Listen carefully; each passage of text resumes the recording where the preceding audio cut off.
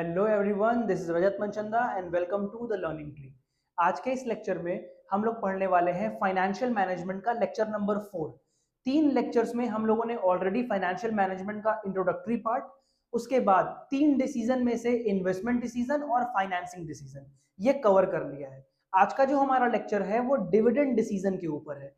Dividend decision भी पढ़ना उतना ही इंपॉर्टेंट है जितना बाकी के 2 डिसीजन था, बिकॉज अल्टीमेटली हम ये पढ़ चुके हैं कि बिजनेस पैसा लगाता कैसे है, बिजनेस लगाए हुए पैसे को रेज कैसे करता है। अब फाइनली हम ये पढ़ने जा रहे हैं कि जहां पे बिजनेस ने पैसे लगाए हैं प्रपोजल को प्रॉपरली सिलेक्ट करने के बाद, तो उस लगाए हुए पैसे में से जो प्रॉफिट हो रहा है, जो अर्निंग हो रही है, उस अर्निंग का बिजनेसमैन क्या करने वाला है। तो this is all about dividend decision. आइए स्टार्ट करते हैं। Dividend decision, it is distribution of surplus among equity share holders. भाई आपने पैसा कमा लिया है ना, आपने पैसा लगाया था, आपने पैसा कमा लिया, कुछ ना कुछ तो आप प्रॉफिट कमाए ही होंगे। और अगर आपने पैसा कमा लिया है तो अब डिसाइड ये करना है कि उस पैसे का करना क्या है।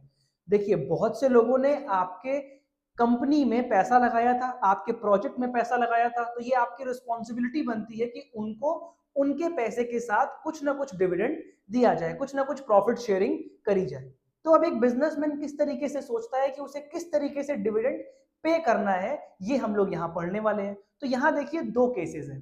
Case number 1, retained earning, and case number 2, distribution as dividend. पहले तो यही क्लियर करना बहुत जरूरी है कि वो कंपनी अपने कमाए हुए पैसे को शेयर करने वाली है या फिर अपने पास बचा के रखने वाली है। तो अगर वो उसको अपने पास बचा के रखती है तो उसको हम लोग बोलते हैं रिटेन्ड अर्निंग, और अगर वो उसको एज अ डिविडेंड डिस्ट्रीब्यूट कर देती है अपने शेयर होल्डर्स में तो उसको हम लोग बोलते हैं डिस्ट्रीब्यूशन एज डिविडेंड। तो सर ये तो क्लियर है, ये तो आपने बता ही दिया। नहीं, जानना ये जरूरी है कि कब कंपनियां पैसा बचा के रखती हैं या रखना चाहिए, और कब कंपनियों को एज अ डिविडेंड डिस्ट्रीब्यूट कर देना चाहिए।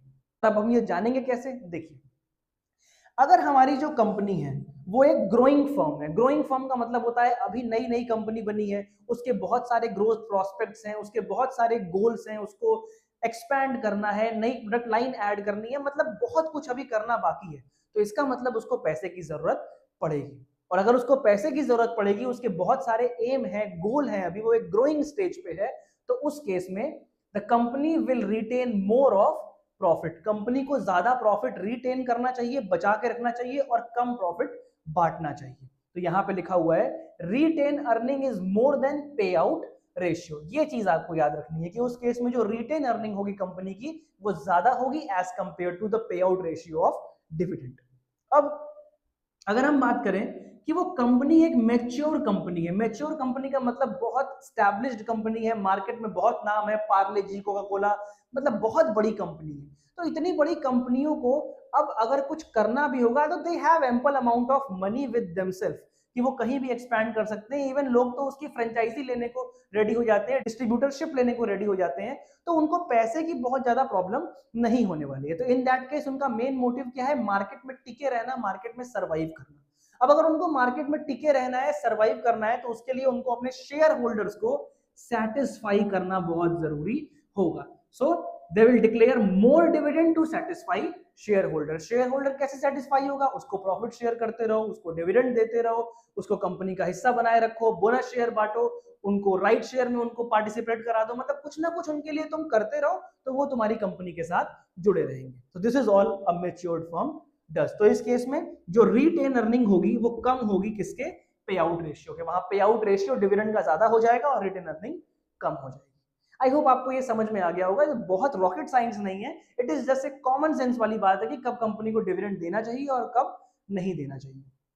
इसी टॉपिक के बाद आपको कई बार अलग अलग जगह पे बीकॉम में, स्पेशली बीबीए में फाइनेंशियल प्लानिंग एक टॉपिक मिलता है। फाइनेंशियल प्लानिंग के बारे में काफी कुछ लिखा होता है, लेकिन मैं आपको आज फाइनेंशियल प्लानिंग सिर्फ और सिर्फ 2 मिनट में समझा दूंगा कि क्या होती है, और फिर आप कभी भूलने वाले नहीं। सो फाइनेंशियल प्लानिंग, हमने फाइनेंस के बारे में बात कर दिया, हमने प्लानिंग तो ऑलरेडी क्लास 12th में पढ़ा हुआ है ना, कि what to do, when to do, how to do in the organization, ये सारी चीजें हम लोगों ने पढ़ी हुई है। तो उसी को बस आप इस तरीके से देख लीजिए कि डिसाइडिंग इन एडवांस। ऑब्वियसली जब हम प्लानिंग करते हैं तो हम उन चीजों को एडवांस में डिसाइड करते हैं कि फ्यूचर में हमें करना क्या है, हमारे फ्यूचर प्रोस्पेक्ट्स क्या है, तो प्लान कर लेना is always better. So planning is what? Deciding in advance the sources and application of fund. Easy भाई। प्लानिंग क्या है, फाइनेंशियल प्लानिंग क्या है कि पहले से समझ लेना, पहले से डिसाइड कर लेना कि किन किन सोर्सेज से आप पैसा लेने वाले हो, किन किन जगहों से पैसा रेज करने वाले हो, और उस रेज किए हुए पैसे को किन किन जगहों पे अप्लाई करने वाले हो, लगाने वाले हो। तो सही सोर्स से पैसा रेज करना और सही जगह लगा देना is all about financial planning. अब देखिए मैं आपको जादू दिखाता हूं। सोर्स, अभी हम लोग जब सोर्स की बात कर रहे थे कि किस जगह से पैसा रेज करें, तो हम लोगों ने डिसाइड किया, हम लोगों ने देखा कि वो कौन सा डिसीजन था, वो फाइनेंसिंग डिसीजन था कि फाइनेंस करना, पैसा रेज करना। और जब हम एप्लीकेशन की बात कर रहे थे, यानी कि पैसा कहां पे लगाना है, तो वो क्या था, वो इन्वेस्टिंग डिसीजन था। तो एक लाइन और क्या बन जाएगी, financial planning is a link between financing decision and investing decision, कि कहां से पैसा आएगा, कहां पैसा जाएगा, क्या सोर्स है, क्या एप्लीकेशन है, financing decision, investment decision. I hope आपको ये समझ में आ गया होगा। इसको आप एक बड़े पन्ने पे पूरा उतार सकते हो, लिख सकते हो, उसमें बहुत कुछ आपको मिल जाएगा बस इस एक टॉपिक के बेसिस पे। लास्ट पॉइंट, अभी 1 मिनट हुआ है, ऑब्जेक्टिव्स। फाइनेंशियल मैनेजमेंट के अगर हम ऑब्जेक्टिव्स की बात करें तो दो प्रिंसिपल्स के ऊपर, दो प्रिंसिपल ऑब्जेक्टिव के ऊपर ये काम करता है। अब इसका आप इसको ऑब्जेक्टिव कह लो या फिर किसी जगह पे इसको हम लोग प्रिंसिपल्स भी कहते हैं। तो पहला है क्या, अवेलेबिलिटी एंड सॉरी ये एंड नहीं है, availability of funds whenever required. पैसे की जरूरत पड़ने पे पैसे का होना। भाई अगर आपकी फाइनेंशियल प्लानिंग अच्छी है, इसका सबसे बड़ा एग्जांपल क्या है कि आपको पैसे की जरूरत है और उस समय आपके कैश बॉक्स में पैसा है। This is a best example of financial planning, आपने मैनेज करके रखा हुआ है हर चीज को।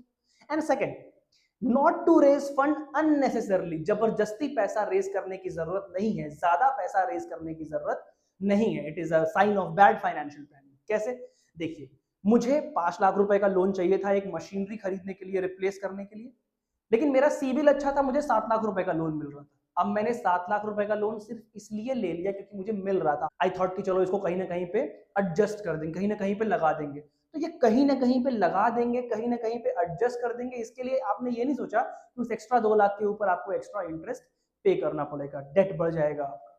So best financial planning is what, जिस जगह पे आपको पैसे की जरूरत हो और पैसा आपके पास हो। एंड सेकेंडली, जबरदस्ती का पैसा रेज करने की जरूरत नहीं। This is all about financial planning. I hope आपको ये लेक्चर समझ में आया होगा। इस तरीके के और लेक्चर्स के लिए आप मेरे चैनल को फॉलो करिए। इसमें मैं फाइनेंशियल प्लानिंग के साथ साथ बहुत सी और चीजें हैं जो कॉमर्स से संबंधित है, कॉमर्स से रिलेटेड है, जिसको इजीएस्ट वे में एक्सप्लेन करता हूं। अच्छा, एक और चीज, एक लास्ट लेक्चर बचा है, लेक्चर नंबर 5, उसको मैं पढ़ाऊंगा और ये चैप्टर पूरा कंप्लीट हो जाएगा। Then will go ahead with the next chapter. तब तक के लिए बाय बाय, टेक केयर।